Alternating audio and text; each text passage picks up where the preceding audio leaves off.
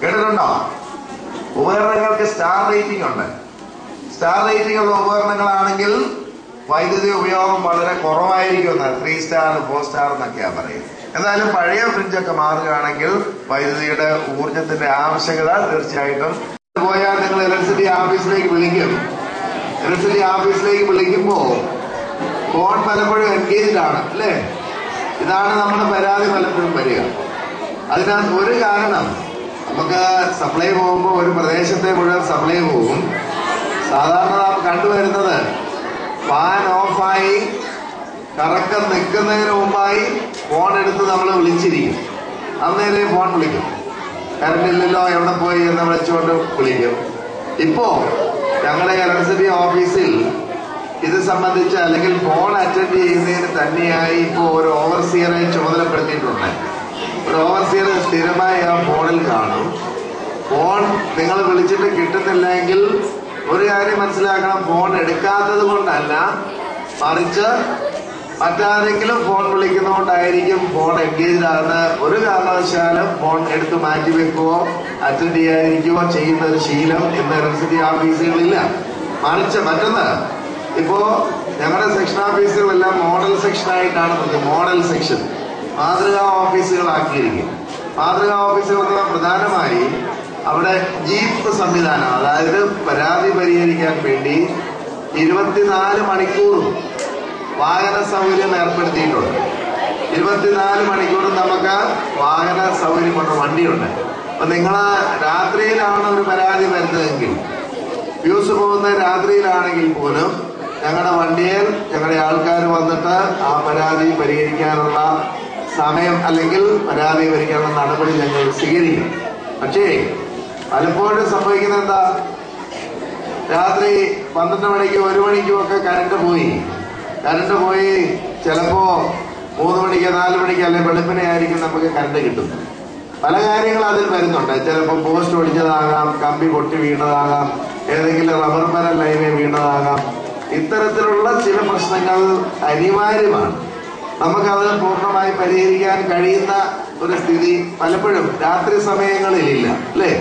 രാത്രി സമയങ്ങളിൽ ഈ പോസ്റ്റേ കയറാനോ കമ്പിയെ കയറാനോ ആവശ്യമായ പ്രകാശം പോലും അല്ലെ വെട്ടമോ അതിനുള്ള സംവിധാനങ്ങൾ പോലും നമ്മൾ ഉണ്ടാകാറില്ല. അപ്പൊ ചില പരിമിതികൾ രാത്രിയിൽ കംപ്ലൈന്റ് പരിഹരിക്കാനായിട്ട് വരുന്നുണ്ട്. പക്ഷെ പൊതുവിൽ ഉള്ള അത്രയും പരാതികൾ, ഫ്യൂസ് ഓഫ് കോൾ ഉൾപ്പെടെയുള്ള പരാതികൾ രാത്രിയിൽ ഞങ്ങൾ പരിഹരിച്ചു പോകാറുണ്ട്. ഒരു കാര്യം എല്ലാവരും ഓർക്കണം എന്ന് മാത്രമാണ് എനിക്ക് പറയാനുള്ളത്. അതായത് രാത്രി സമയത്ത് ഏതെങ്കിലും 12 മണിക്കോ 10 മണിക്കോ 1 മണിക്കോ ഒക്കെ കറണ്ട് വരുന്നത് ഞങ്ങളുടെയൊക്കെ തന്നെ ജീവനക്കാർ പോസ്റ്റ് കയറി ലൈൻ ശരിയാക്കി അല്ലെ കമ്പി കെട്ടി ഫ്യൂസ് കെട്ടി ഒക്കെയാണ് നമുക്ക് രാത്രിയിലും കറണ്ട് തരുന്നത്. നമ്മളൊക്കെ വീട്ടിലായിരിക്കുമ്പോൾ അവർ ജോലി ചെയ്തുകൊണ്ടാണ് നമുക്ക് കറണ്ട് കിട്ടുന്നത് എന്നുള്ള ഒരു ശ്രദ്ധ അല്ലെ ഓർമ്മ നിങ്ങളുടെ മനസ്സിലൊക്കെ ഉണ്ടാകണം എന്നാണ് എനിക്ക് പറയാനുള്ളത്. മറ്റൊന്ന്, ഇപ്പോ കണക്ഷൻ ഇല്ലാത്ത എല്ലാ വീടുകൾക്കും കണക്ഷൻ നൽകാൻ വേണ്ടി സമ്പൂർണ്ണ വൈദ്യുതി നടപടിക്രമം ഇലക്ട്രിസിറ്റി ബോർഡ് സ്വീകരിച്ചിട്ടുണ്ട്. അത്തരത്തിൽ അത് ഏറ്റുമാനൂർ നടപ്പാക്കും എന്ന് തന്നെയാണ് എന്റെ പ്രതീക്ഷ. കറണ്ടില്ല പറയാമോ ആർക്ക് വേണ്ടിയിട്ടാണ് ചെയ്യുന്നത്? പ്രധാനമായിട്ടും ഒരു വിഭാഗം ആൾക്കാർക്ക് വേണ്ടിയിട്ടാണ് ചെയ്യുന്നത്. ഒന്ന് ആലോചിച്ചിരിക്കും.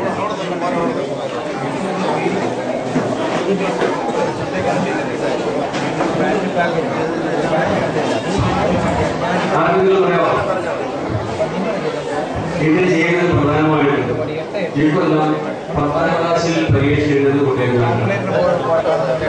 കാരണം ഇന്ന് ഉച്ചയ്ക്ക് അവിടെ എത്തിച്ചേരുന്ന സാഹചര്യം ഉണ്ടായി.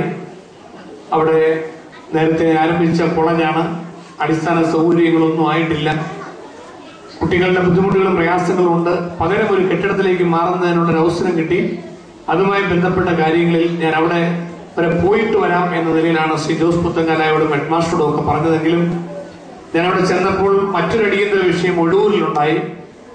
പ്രതീക്ഷിച്ചതിൽ വ്യത്യസ്തമായി നേരെ ഒഴൂർക്ക് പോകേണ്ടി വന്നു. അവിടെ പോയിട്ടാണ് ഞാൻ തിരിച്ചു വരുന്നത്. അതുകൊണ്ടാണ് അതും ഒരു ക്വാളിറ്റി പ്രശ്നം തന്നെയാണ്. ഇങ്ങനത്തെ വിവിധ വിഷയങ്ങൾ വന്നതുകൊണ്ടാണ് ഞാൻ കുറച്ചു സമയം വൈകിപ്പോയത്. നിങ്ങൾക്കുണ്ടായ ബുദ്ധിമുട്ടുകളിൽ സദയം എന്നോട് ക്ഷമിക്കണമെന്ന് അഭ്യർത്ഥിക്കുന്നു. എങ്കിലും പറഞ്ഞ വാക്ക് പാലിച്ചുകൊണ്ട് വൈകിയാണെങ്കിൽ നിങ്ങളുടെ കൂടെ വരണം എന്ന് ഞാൻ ആഗ്രഹിച്ചു. അതുകൊണ്ട് ശ്രീ ജോസ് പുത്തങ്കാലായോടും ബാക്കി എല്ലാവരോടും പറഞ്ഞു, നിങ്ങൾ യോഗ നടപടികൾ അവസാനിച്ചാലും മറ്റു കാര്യങ്ങൾ ഇവിടെ KSCB-യുമായി ചേർന്നുള്ള ഡെമോൺസ്ട്രേഷനും നിങ്ങൾക്ക് ഉപകരിക്കുന്ന നല്ല കാര്യങ്ങളും ഇവിടെ വെച്ചിട്ടുണ്ട്. അത് തീരുന്നതിന് മുമ്പ് ഞാൻ എത്തിക്കൊള്ളാം എന്നാണ് പറഞ്ഞത്. അങ്ങനെ ഭാഗ്യവശാൽ നിങ്ങളുടെ ആ കാര്യങ്ങളെല്ലാം ഇവിടെ നല്ല നിലയിൽ നടന്നിട്ടുണ്ട്.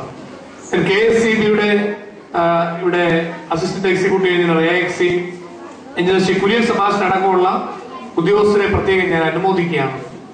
അതുപോലെ തന്നെ സ്കൂളിന്റെ എല്ലാ പ്രിയപ്പെട്ടവരെയും, ഹെഡ് മാസ്റ്റർ ഷാജു സാറിനെയും അതുപോലെ തന്നെ PTA പ്രസിഡന്റ് എന്റെ സുഹൃത്ത് ശ്രീ മനോജിനെയും മറ്റ് PTA ഭാരവാഹികളെയും അധ്യാപകരെയും എല്ലാം പ്രത്യേകം അനുമോദിക്കുകയാണ്. കാരണം കേരളം ഏറ്റവും കൂടുതൽ പ്രതിസന്ധി നേരിടുന്ന പ്രശ്നങ്ങളിൽ ഒന്നാണ് നമ്മുടെ വൈദ്യുതിയുമായി ബന്ധപ്പെട്ട് നിൽക്കുന്ന മേഖലകളെല്ലാം. എങ്ങനെ ആളുകൾക്ക് വൈദ്യുതി ഉപയോഗം കുറയ്ക്കാൻ പറ്റും, കറണ്ട് ഇലക്ട്രിസിറ്റി എങ്ങനെ സേവ് ചെയ്യാൻ പറ്റും, ഇതിനു വേണ്ടിയുള്ള ഒരു മാതൃകാപരമായ പ്രവർത്തനമാണ് നിങ്ങൾ ഇവിടെ നടത്തിയിട്ടുള്ളത്.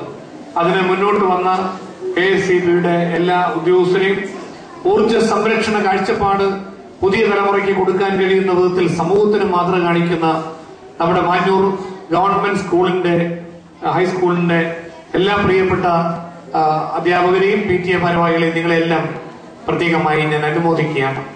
ജില്ലാതലത്തിൽ 5000 രൂപ വീതം ക്യാഷ് അവാർഡ് കിട്ടിയിട്ടുണ്ട്.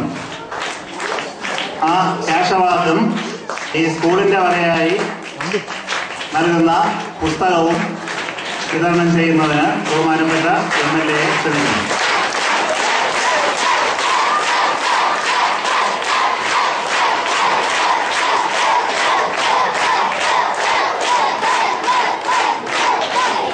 ശ്രേയസ് മധു.